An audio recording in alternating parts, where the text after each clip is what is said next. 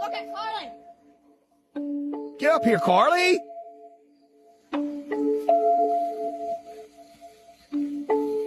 What the hell was that? Get up here, Carly! Red. Red! Red!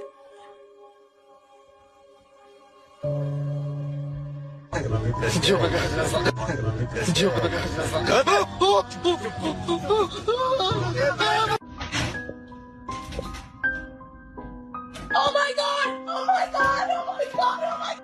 Molly, are you a skinwalker?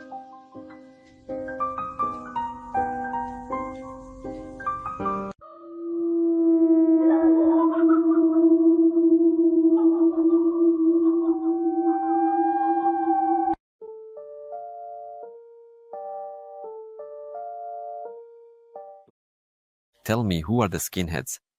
Skinheads, yes. Actually, it comes from somewhere in the West, this movement in Russia. I haven't observed this yet, but it's a trend that shows that their animals, dogs, cats, and so on, supposedly possess some human traits. Lonely demons. Yes, yes, yes, supposedly. Who are these skinheads anyway? Skinwalkers, yes. Is that what they're called? That supposedly some people or creatures that have transformed into animals in some magical, so to speak, way. Basically like werewolves. Like werewolves, yes. Werewolves, yes. Of the New Age. And they are indeed very strange. I mean, they film their animals, and it's unclear. It doesn't seem like Photoshop, nothing like that. So everyone films their animal with some incredible facial expression, and usually this animal is doing something as well. It's absolutely not wild. Listen, but I'll say this, well, 90% just off the top of my head, it's purely extrasensory.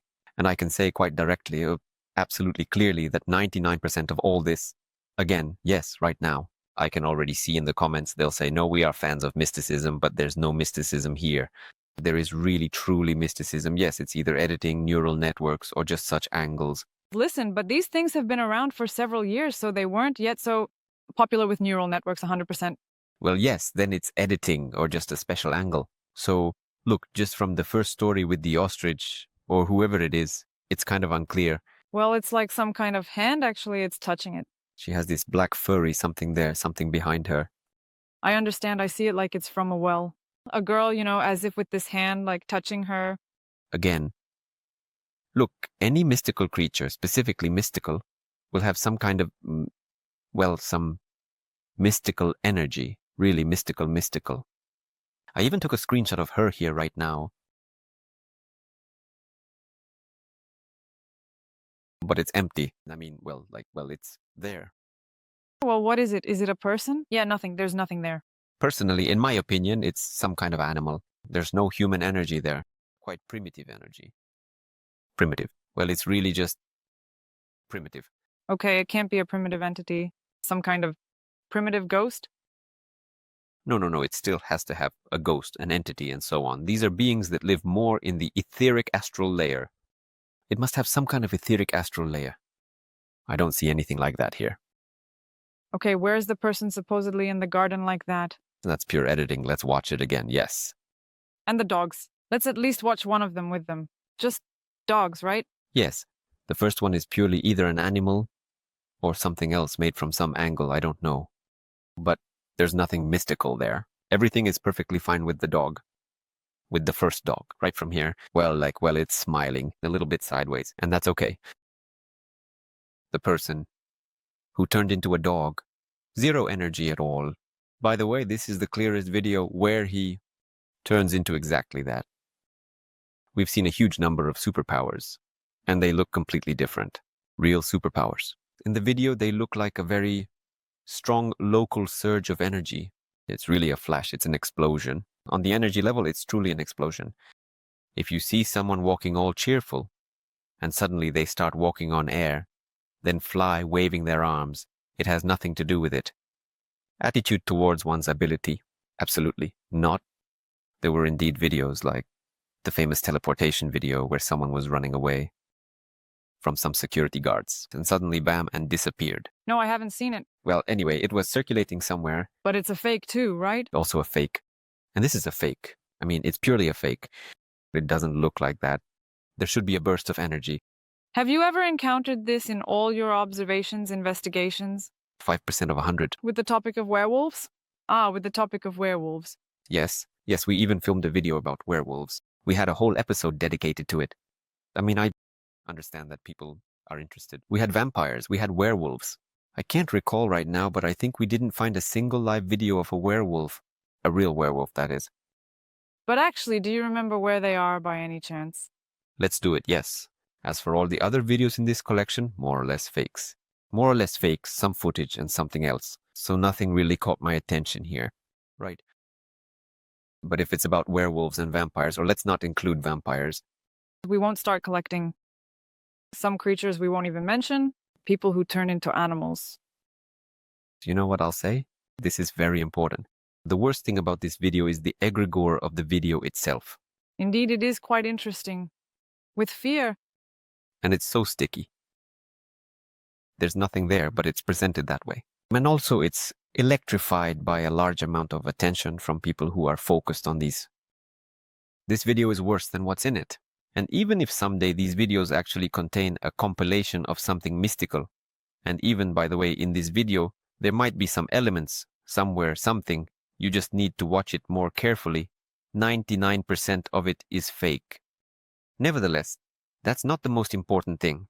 What's important is that when you watch this kind of video, without any mysticism, yes, you connect to the egregore of such videos.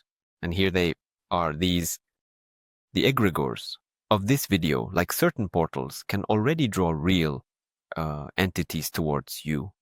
Well, not the entities that are here, yes, entities in quotes, but real entities that can be attracted to you through such stories. By the way, they can also be attracted through horror movies. But through such videos, they are drawn much more effectively because everyone knows a horror movie is just a movie. But here it's presented as some kind of truth. And because of this fear, because of this tension, real fear and tension, and the idea, what if it's actually true, it's much greater. That's why, from my side, I don't recommend anyone to watch such videos at all. Because it's not through what is shown there, but through the very egregore of the video. You can really attract real entities. Although, on the other hand, yes, as they say, you find what you are looking for. Well, Latter. Looking for real. Well, in short, we block the Skinwalkers. Essentially, yes. Now let's separately look at these. Werewolves. Werewolves, yes. First of all, I can say with absolute certainty that werewolves were here on this planet. Absolutely certain. But as many of these mythical creatures, by the way, no matter how many times we've delved into this topic, we've always seen that they all existed, but, on certain branches of reality that were later folded. They existed, and, as it were, some, possibly even genetic projects of the same Atlanteans. This is directly present in the planet's field. It exists. Either they were, as it were, branches close to the etheric plane, because again, physical, etheric, astral, mental, well, closer, as they say, to what in Rodnovari is called the world of Navi. That is, they have the world of Yavi, the world of Pravi, the world of Navi. That's what is closer to this, to the world of Navi. Sometimes they can appear. And here, by the way, Fyodor Konyukov also wrote about this. He mentioned that he saw mermaids many times. And these, and sirens, in the ocean. There is an interview with him, it's quite easy to find. And he said that sirens are really evil, aggressive, while mermaids are very shy and quickly dive back underwater. I can say quite clearly that both mermaids and sirens, as well as werewolves and vampires, since we're lumping everything together, I think we'll gather them here, since we're already moving in this direction. Moving, then. These are certain beings from more subtle worlds, which sometimes in certain situations can appear, as they say, on the surface, including in special zones, in these very energy zones. They are not only on the Earth's surface, there are also certain zones on the water. The most well-known is the Bermuda Triangle. It's not just that one. There are many of these zones. And in them, we can indeed see some anomalies. That is, we might see a snowman, for example, a yeti. We might see these, it turns out, werewolves or vampires and so on. Look, it turns out that because they are from a more subtle plane, as you say, I want to specifically focus on werewolves, because if those simply exist, here the essence is that the creature completely changes its appearance and structure. It changes its body. Yes, it can look like a human. It can look like an animal. It can look like something else, like some kind of creature, or, for example... And does it only look that way to the observer's eyes, or does it actually change its atoms in its physical body, you know? Yes, that's actually the question. Again, here we need to distinguish the werewolves of antiquity, and what we can understand today by the term werewolves. Well, the two closest to us, the most recent ones. Right? Those who are now werewolves. They still exist now. Well, yes, of course. They exist right now. In our timeline. Yes.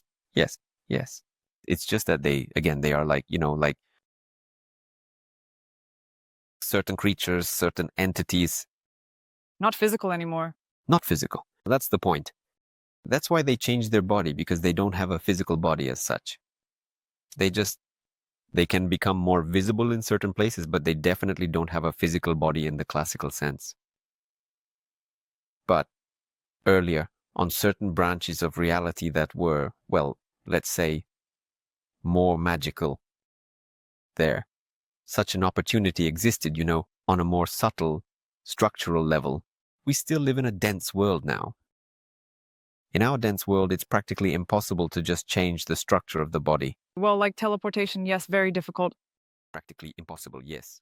In some cases, with the help of some egregorial portals, teleportation is possible. But shapeshifting, it exists.